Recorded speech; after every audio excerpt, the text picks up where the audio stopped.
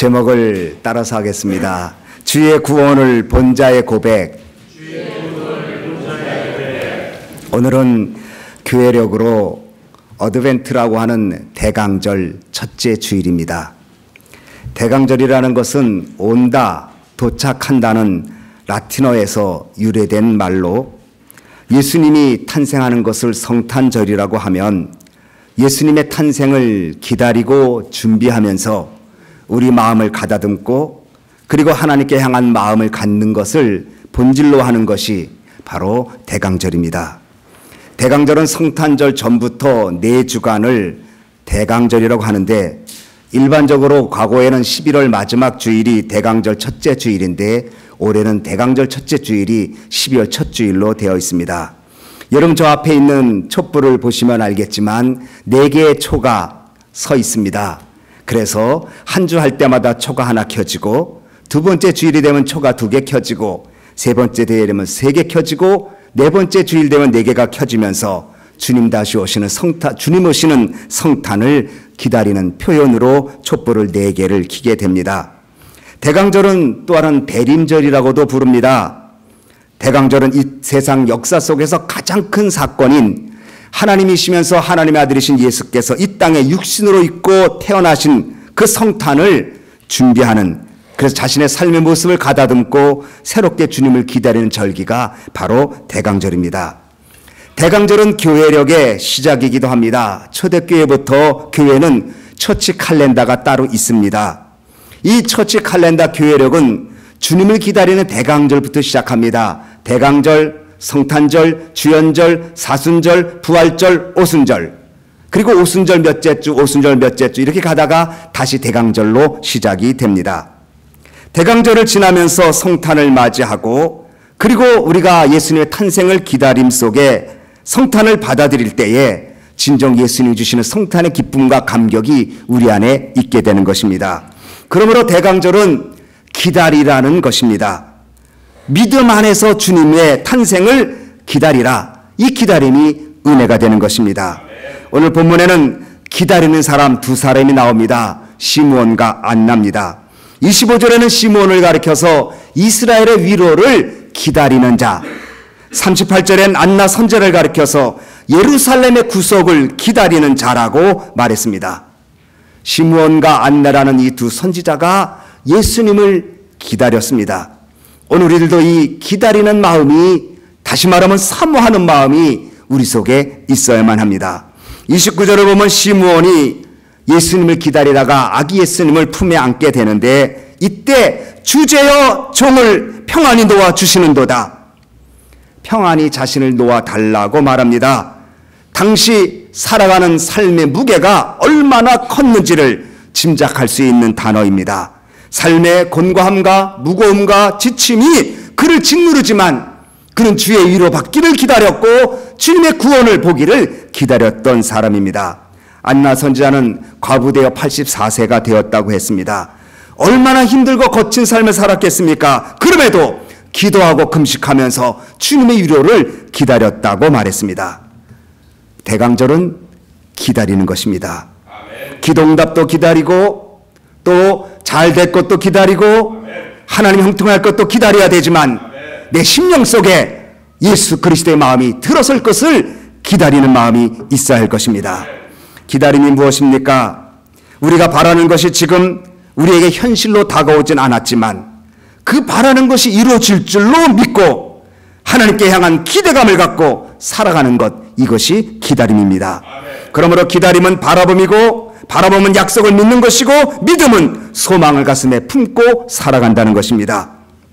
지금이라는 현재 시간은 그 무엇이 완성된 것도 아니고 그 무엇이 성취된 것도 아니지만 기다림으로 인해서 그 시간이 인내와 그리고 성숙한 시간으로 달려가게 된다는 것입니다. 그러므로 성도들에게 있어서 기다림은 소중한 것입니다. 성도들의 인내가 여기 있나니 주님은 그렇게 말씀하십니다. 인내로 너희 구원을 이루라고도 주님이 말씀하셨습니다. 성도들은 기다림 때문에 이 시간 이 순간에도 소망 가운데 살 수 있는 것입니다. 교회는 무슨 공동체입니까? 하나님의 약속을 믿고 기다리는 공동체입니다. 예수님이 다시 오실 것을 기다리는 대강절, 예수님의 탄생을 감격스럽게 맞아들이는 성탄절, 그리고 예수님께서 공생에 사시면서 그가 죽으셨으나 부활하시고 그러면서 승천하실 때 제자들에게 너희는 몇 날이 못다 성령을 약속하신 성령을 받으리라. 제자들은 예수님의 약속을 믿고 기다리면서 기다릴 때 바로 성령이 그들에게 임하고 바로 그 순간 성령 받은 공동체 교회가 탄생된 것입니다. 그러므로 교회는 기다림의 공동체입니다. 어떻게 기다리는가? 주님을 바라보고 약속을 믿고 기다리는 기다림의 공동체입니다. 우리 소망교회 성도님 여러분들이 모두 주님을 기다리기를 바랍니다. 주님의 재림도 기다리기를 바랍니다.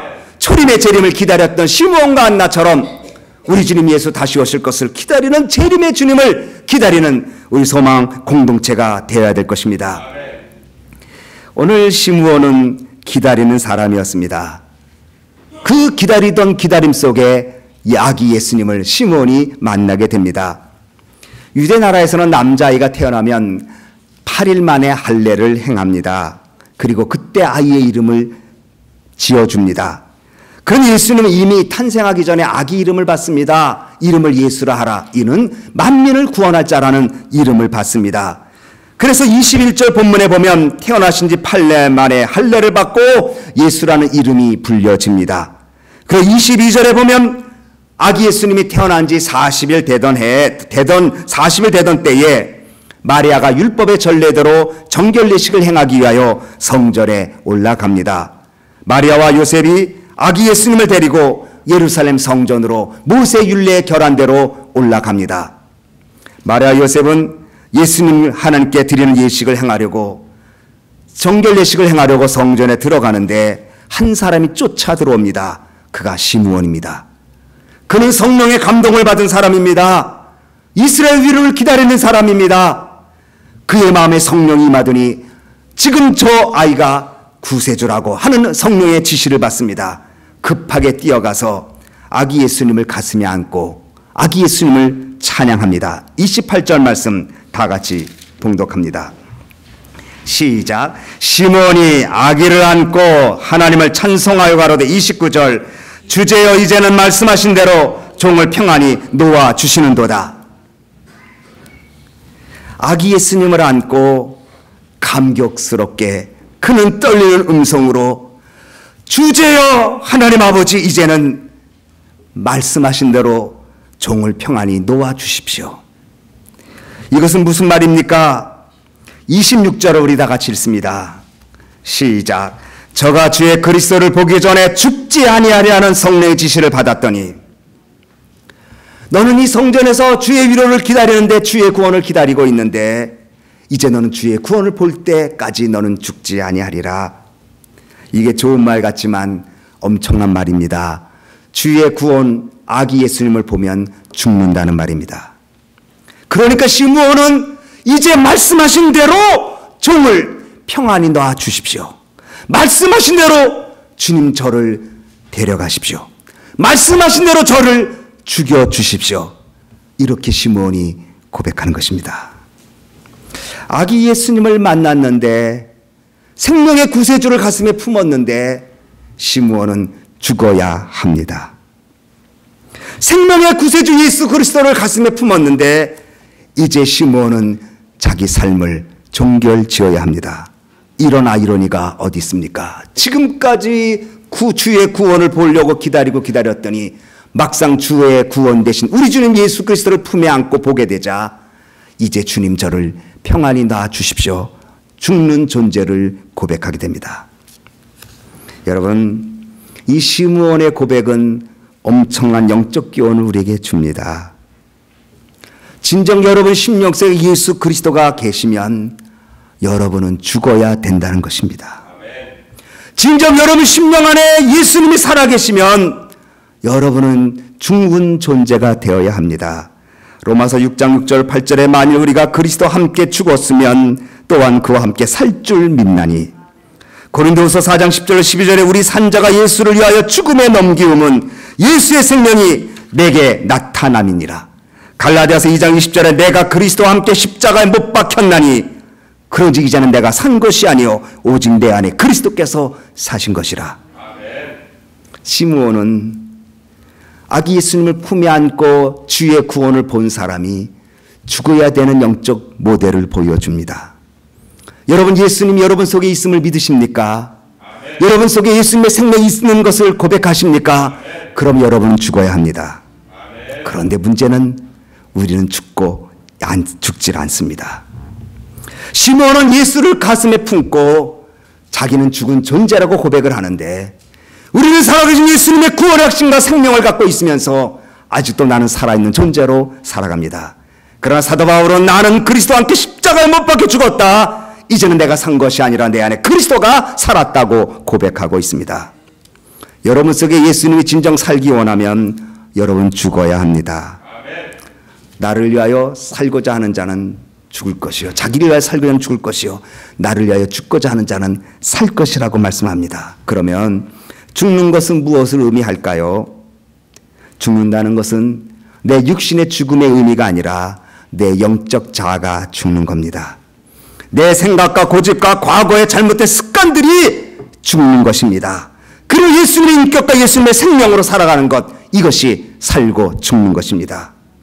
그리고 나의 자아가 죽음으로 예수님이 살아나고 십자가를 지고 주님을 따라가는 길이 바로 죽고 사는 우리의 걸음걸이라는 것입니다. 예수님 말씀하십니다. 누구든지 나를 따르려거든 자기를 부인하고 자기 십자가를 지고 나를 따를 것이라. 자기 부인, 이게 죽는 겁니다.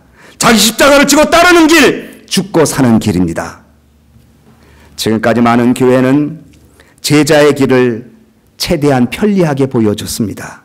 지금까지 많은 목회자들은 그들의 설교가 제자의 길이 매력적이고 편안하고 명예를 주는 길로만 포장하려고 애를 썼습니다. 그래서 수많은 교회들이 회개보다는 용서를 더 많이 강조하다가 진정한 회개를 상실하고 값싼 은혜를, 보네포 말대로 값싼 은혜를 갖게 되었습니다. 실패보다는 성공을 강조하다 보니 진정한 그리스도 안에서 고난과 좁은 길을 무시하게 되었습니다. 편안한 길을 추구하다 보니 진정 평안한 길을 잊어버렸습니다. 넓은 길 가지 말고 좁은 길 가라고 그러는데 넓은 길을 가면서도 좁은 길처럼 생각하고 살게 되었습니다. 예수님, 주의 구원을 본 사람은 자기를 부인하고 십자가를 지고 따르라고 말했는데 우리는 부인도 하지 아니하고 오히려 펄펄 뛰면서 우리는 십자가라고 진다고 말하고 있지는 않습니까? 진정 예수 그리스도가 내 안에 있으면 우리는 죽어야 합니다.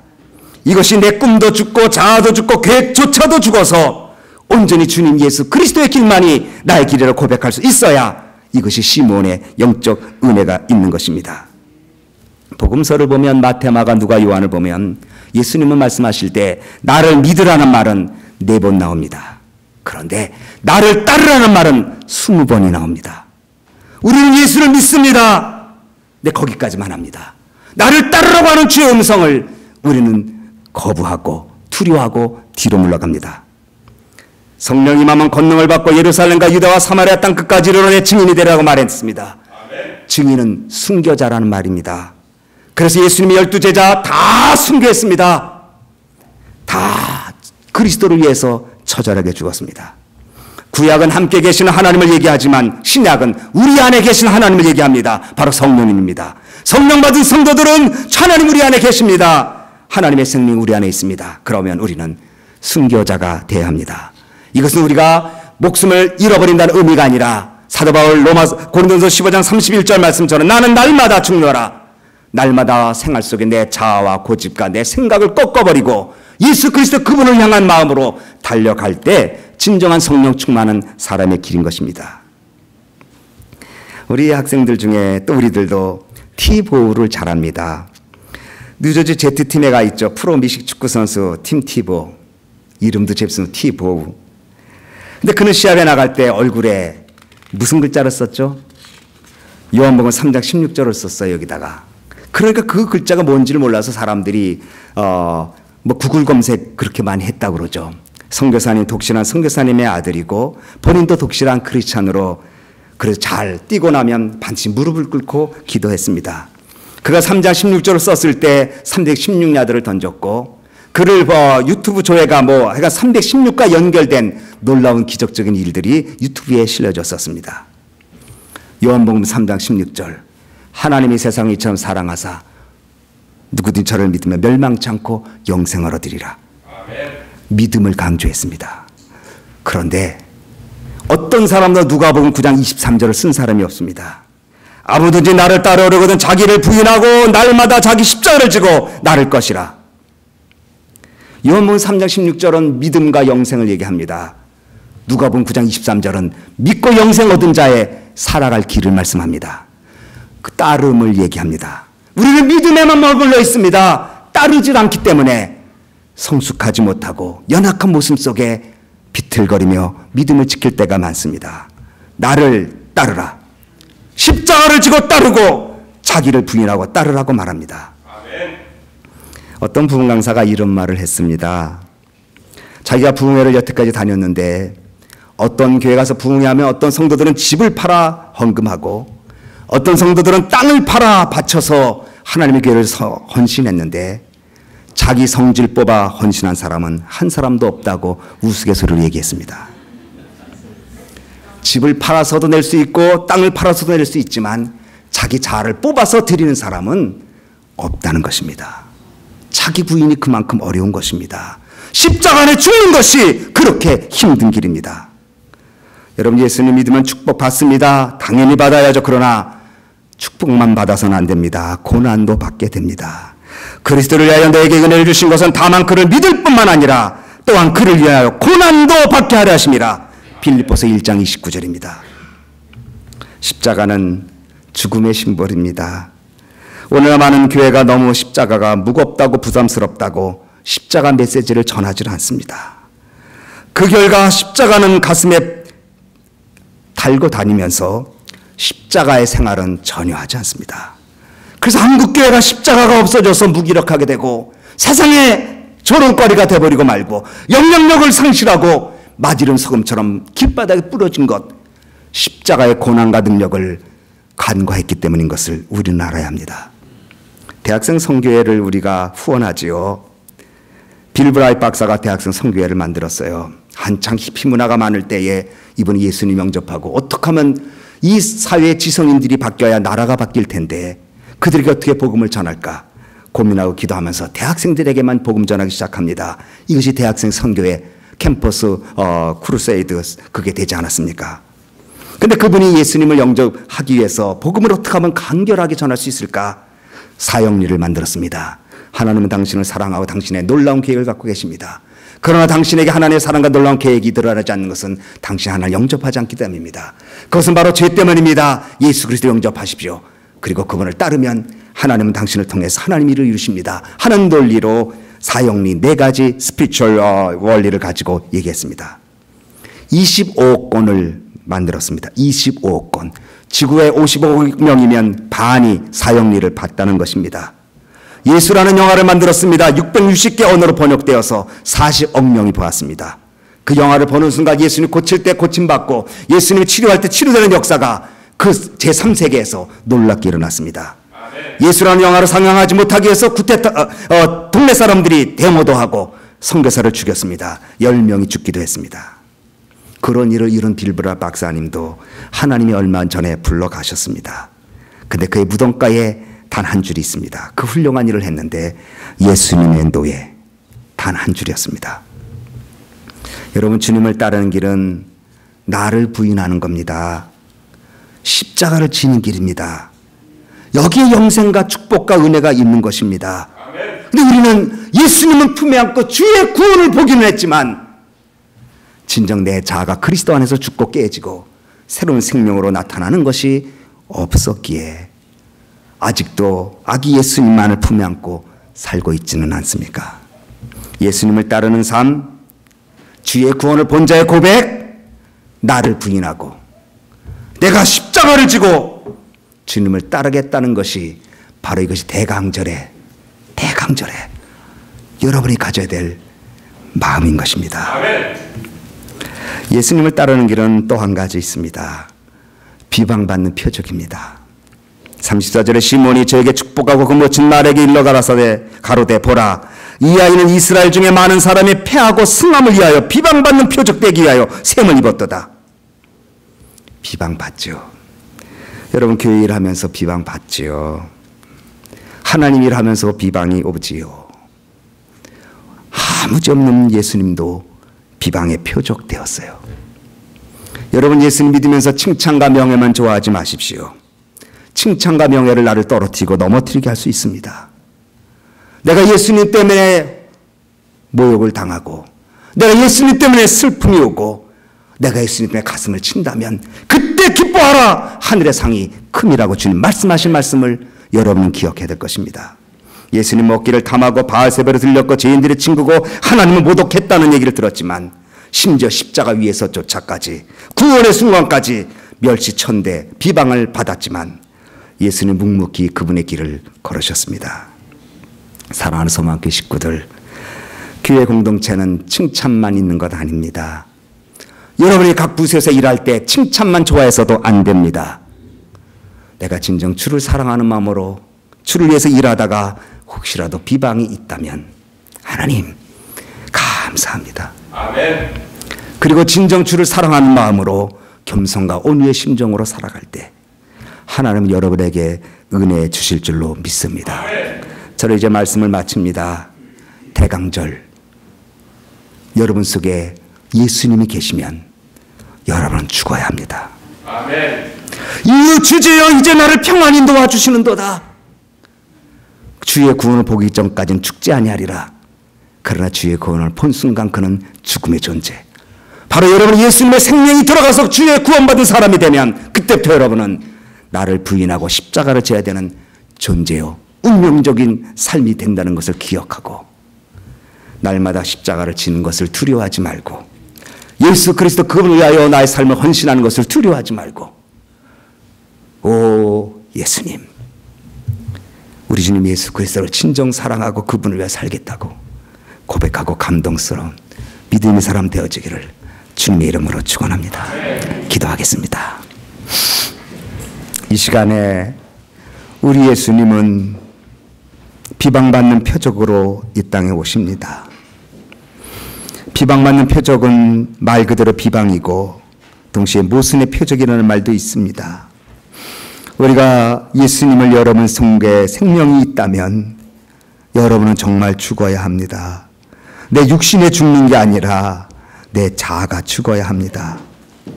오늘 하나님 앞에 우리가 기도할 때 주님, 시므온처럼 나도 예수님을 가슴에 품고 예수의 생명이 내 속에 있을진데 주여 내가 이제 주 안에서 내 자아가 죽고 나를 부인하고 십자가를 지고 따를 수 있도록 해달라고 우리 반주해 주시고 우리 간절하게 진실되게 우리 잠시 통성으로 기도하겠습니다. 사랑과 은혜가 풍성하신 고마우신 하나님 아버지,